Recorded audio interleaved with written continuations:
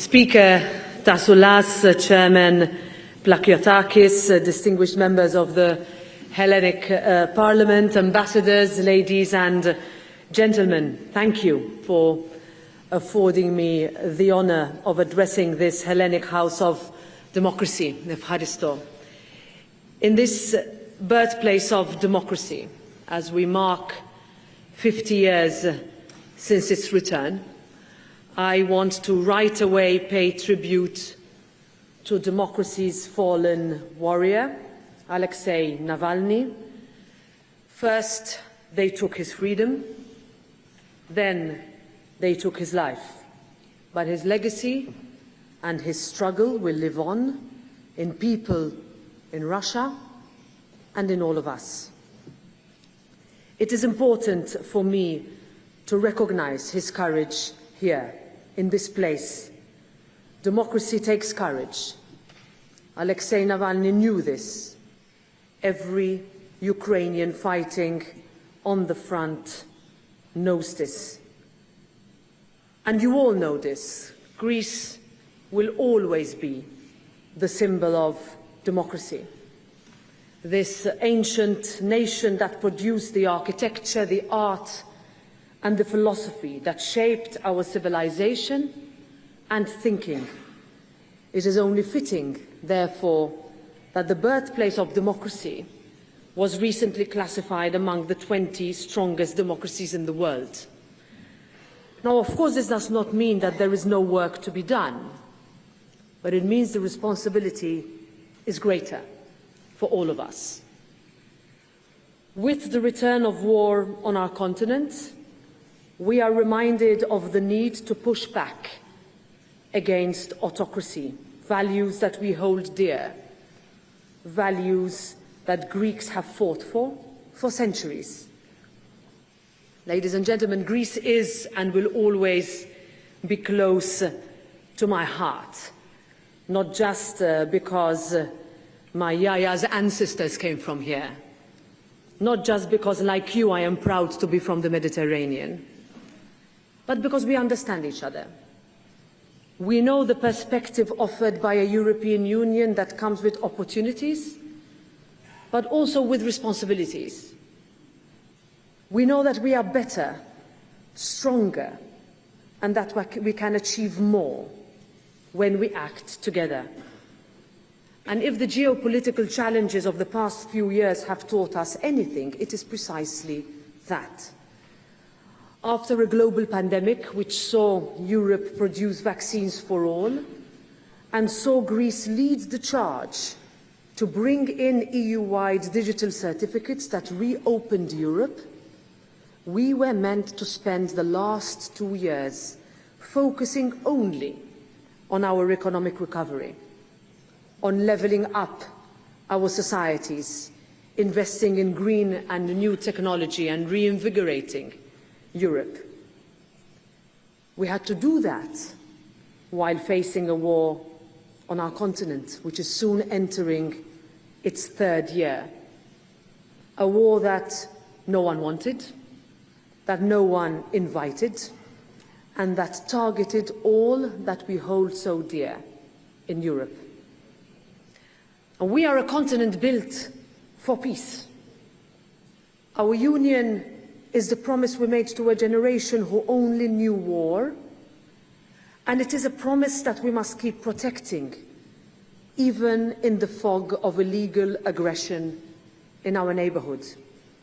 We stand for our values and for peace, and that means that we could not and we did not hesitate to stand with Ukraine when it mattered the most.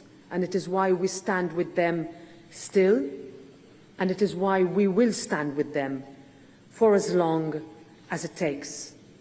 And here allow me to say how grateful I am to the people of Greece and your leadership for your constructive partnership and commitment around the EU table, and how particularly thankful we are for providing shelter and care to Ukrainian refugees when you already take on so much more than is proportionate. Now, I know none of this has been easy, Greece has received nearly 15 billion euros in grants and loans from the European Union's Recovery and Resilience Facility since 2021. And yet there is still more that can and should be done across Europe to better cushion the social and economic impact of all these decisions. Europe starts in its regions, in its islands, in its villages. Europe starts with its people. And as President of the European Parliament, together with Greek members of the European Parliament, many of whom I see here today, we have made it our mission to burst through the Brussels bubble, to bring Europe closer to our citizens, and to build a stronger Europe, one that makes everyone's lives a little bit easier, a little bit fairer, and a little bit safer. Now, the European Union is not perfect, far from it. There is much left to do and much left to deliver. Our processes sometimes frustrate even me. But my answer is not to destroy, but to build better, to build more sustainably, to listen more to our farmers, more to our young people, more to all those for whom the promise of Europe still seems too far away, to deliver effective laws that help people, that tackle corruption and abuse, and that end the intergenerational struggles of poverty, inequality, and disenfranchisement. We can recapture the enthusiasm for Europe. We can show that politics is a force for good, a vehicle for positive change in our communities and our societies. And that is how we can convince people to vote in the next European elections in June. After all, it was that great Greek Plato who said, "The heaviest penalty for declining to rule is to be ruled by someone inferior to yourself." Don't take that risk. Vote. Now, friends, this has been truly a momentous time in European history, and there is much that we can be proud of. On equality, we have ushered in several laws to help shatter glass ceilings, to end discrimination and help women reach their potential. In this context, allow me to emphasize how significant Greece's introduction of marriage equality is. I know it was difficult. Equality has never been a straightforward concept, but we will get there. On the digital transition, our laws are critical to ensure modernization and efficiency, to safeguard our children online, to boost our economic growth, to beef up our union's competitiveness, and to strengthen our autonomy and our freedom. And here I want to emphasize the central concept of sustainability to our economic model, which ultimately is what the green transition must be all about. But for it to work properly, it must also be part of a broader strategy, incorporating every sector. It must provide real incentives and safety nets, and above all, it must work for people.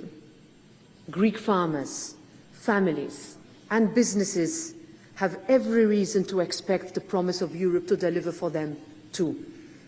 This is also true for the next generation of Europeans, which is why through Erasmus+, Youth Guarantee, as well as Horizon Europe and Invest EU, we are giving young people in Greece and across Europe the opportunity to fulfill their potential. When it comes to security and defence, we must build a real EU security and defence union framework, one that complements NATO without competing with it, because that is how we can guarantee peace.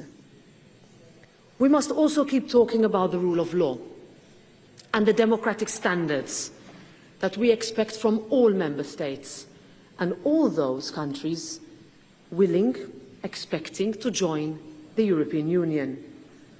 Because a threat anywhere puts us all at risk. And this is why we speak about these issues. This is why members of the European Parliament pushed the European Commission to have an annual rule of law monitoring exercise that looks at every country and recommends how each and every country can improve. And for us, the end cannot be an exercise in political rhetoric that is weaponized, but a plan to live up to people's expectations across the Union, to ensure that Europe has the tools we need to meet the promises that we ourselves have made.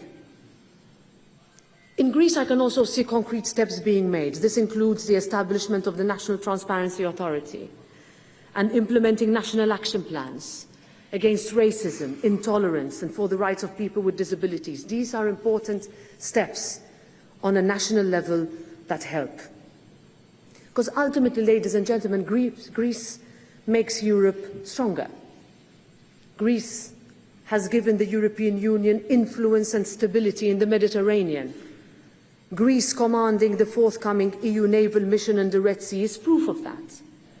And I am glad that the military base in Larissa will be able to step up and serve as the operational headquarters. Now, in this uncertain world, the European Union must charter a new path forward, deploying its strengths and leveraging its unity, because Greece understands what is at stake for European democracy and security. And together we are stepping up. We have re-examined our energy supply chains. We have decoupled from Russian energy sources. We are seizing new opportunities, and here Greece has again led with the Athens Declaration on Climate Change in the Mediterranean, aimed at strengthening environmentally friendly cooperation among Mediterranean states. And soon, in connecting the Hellenic electricity grid with the Middle East and Africa, Greece will facilitate imports of lower-cost renewable energy into Europe. And this is all to say that Greece is using its assets to its advantages and to Europe's advantage too. And ultimately, it is a win-win for all. And this win-win mentality must also be the philosophy behind our approach to migration. This is a European issue that requires a European response. And that response, as you said, Mr. Chairman, is finally here. I am glad that together we defied the odds by reaching a monumental European deal, a deal that is fair with those who are in need of protection, a deal which is firm with those who are not eligible for asylum, and a deal which is hard on traffickers who exploit the most vulnerable people on this planet. No EU member state will be left alone. Greece will not be left alone. Now, dear colleagues, while we are proud, and rightly so, of our successes, we must also be honest about where we can do better, where we have gone perhaps too far, too fast, where our bureaucracy has stifled innovation and access to funding, where we have not gone far enough and did not match people's expectations. Having those open conversations is how we keep people's trust in our project.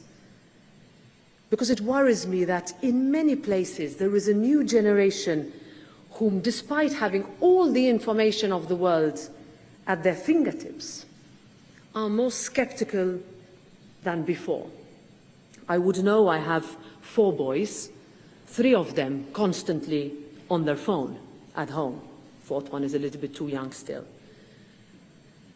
This generation is tempted by populists that attempt to paint black and white pictures, when in reality, the middle ground is always 1,000 shades of grey.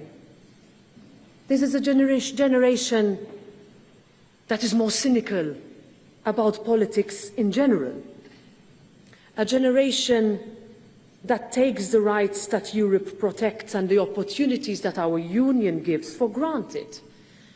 And I believe so strongly that this is our collective responsibility to make sure that we do not allow that generation to retreat to the populist fringes of the political extremes. At the last European elections, over 58% of Greek voters went to the ballot box.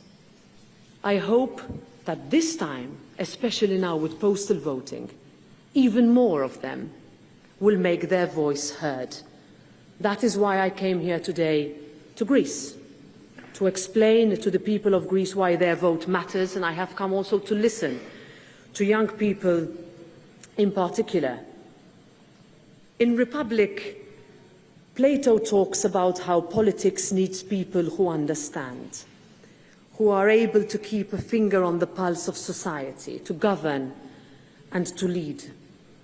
And he adds that those people cannot come to it merely by accident, but must be carefully selected.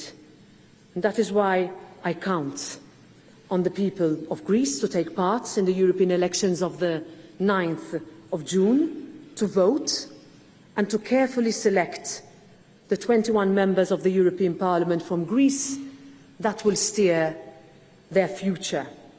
And I'm convinced that we can do that together.